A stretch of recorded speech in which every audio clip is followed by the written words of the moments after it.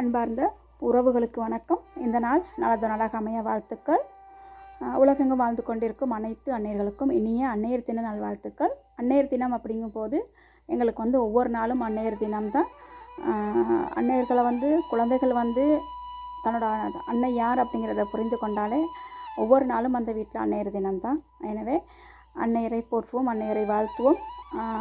ஒவ்வொரு ஒட்டுமொத்த அன்னையரும் நிம்மதியாக சந்தோஷமாக வாழ்கிறதுக்கான வழிமுறைகளை உருவாக்கணும் அப்படிங்கிற ஒரு பிரார்த்தனையோடு இன்றைக்கி என்னோட சமூகத்தை பார்த்தா இந்த சமூகத்துக்காக இன்றைக்கி நிறைய பல போராட்டங்கள் நம்ம தொடர்ந்து பண்ணிகிட்ருக்குறோம். அது கல்வியாக இருக்கலாம், வியாபாரமாக இருக்கலாம், சமூக ஒழுக்கங்களாக இருக்கலாம், குடும்ப ஒழுக்கங்களாக இருக்கலாம். அதையும் தாண்டி அத்தியாவசியமான தேவைகள், அதையும் தாண்டி அனாவசியமான விஷயங்கள் இப்படிங்கிறதுக்காக நம்ம எல்லாத்துக்குமே போராடிக்கிட்டு இருக்கோம். இந்த போராட்டத்தின் எல்லா ஒட்டுமொத்த போராட்டம் நடக்கிறதுக்கான காரணம் ஒவ்வொரு குழந்தையும் ஒவ்வொரு மனிதனும் இந்த சமூகத்தில் ஒவ்வொரு குழந்தையும் குழந்தைகளாக வாழணும், ஒவ்வொரு மனிதனும் மனிதனாக வாழணும் அப்படிங்கிற ஒரே ஒரு எண்ணப்பாடு மட்டும்தான். அந்த வகையில் இப்போ நாம் இன்றைக்கி எங்கள் சமூகத்தில் நிறைய விஷயங்கள், தவறுகள், பிழைகள் நடக்குது. அதுக்கு சரியான ஒரு விழிப்புணர்வு மக்கள் மத்தியில் இல்லை அப்படிங்கிறது தான் உண்மையான விஷயம்.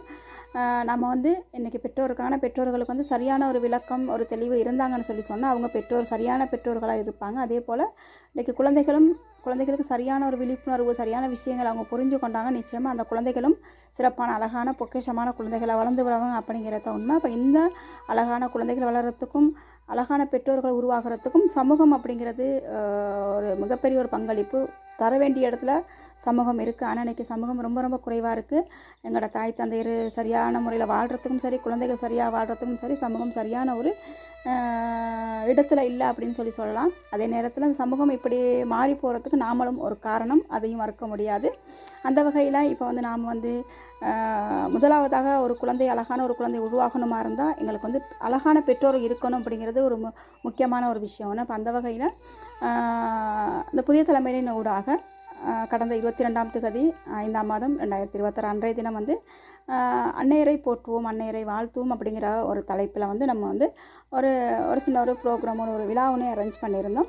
இப்போ இதில் முக்கியமாக நம்ம அன்னையர்களுக்கு ஒரு அறம் சார்ந்த ஆன்மீகம் சார்ந்த விடயங்களை எங்களோட தாய்மார்களுக்கு நம்ம கட்டாயமாக போதிக்கணும், இல்லாட்டி சொல்லிக் கொடுக்கணும், அவங்களுக்கு அதை தெளிவுபடுத்தணும் அப்படிங்கிற ஒரு நோக்கத்தோடு நாம் அதாவது சின்மயா மிஷன் அப்படிங்கிற ஒரு செயல்பாடோடு நம்ம இணைந்து எங்களோட தாய்மார்களுக்கு உங்களால் முடியுமா இருந்தால் இந்த ஆன்மீக சொற்பொழிவு ஒன்று எங்களுக்கு செஞ்சு தர முடியுமான்னு கேட்டு, அதே போல் அவங்களும் அழகான சிறப்பான இன்றைய சமூகத்தில் இருக்கிற எங்களோட தாய்மார்கள் குழந்தைகளுக்கான சிறப்பான கருத்துக்களை முன் வச்சுருந்தாங்க. அந்த கருத்துக்கள் உண்மைக்கு வரவேற்கக்கூடியதாக அங்கே கிட்டத்தட்ட ஒரு 70க்கும் 80க்கும் இடைப்பட்ட தாய்மார்கள், ஆசிரியர்மார்கள், பழைய மாணவர்கள், குழந்தைகள்னு எல்லாருமே போயிருந்தாங்க. எல்லாருக்குமே தேவையான நிறைய கருத்துக்களை, ஒவ்வொரு கருத்துக்களும் ஒவ்வொரு சொல்களும் பொக்கிஷமாக இருந்திருக்கு ஒவ்வொருத்தருக்கும். அந்த வகையில் இப்படி இந்த தாய்மார்களுக்கு நல்ல கருத்துக்களை போய் சென்றடைச்சிக்க அப்படிங்கல மற்ற மகிழ்ச்சி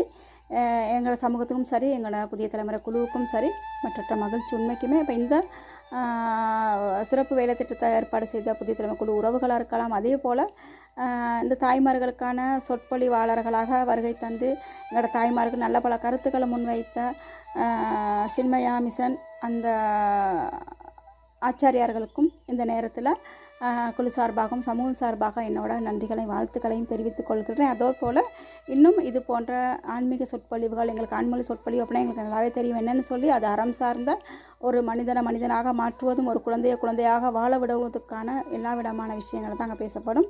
அந்த வகையில் இது உண்மைக்கும் சிறப்பான ஒரு வேலை திட்டம் அமைஞ்சிருக்குது. இதுக்கு முதல் கட்டமாக இறைவனுக்கு நன்றி சொல்லணும். அதே போல் மீண்டும் தொடருவோம் இந்த பயணத்தை அப்படிங்கிறத கூறிக்கொண்டு என்னோட உரையை முடித்துக்கொண்டு நன்றி உறவுகளை.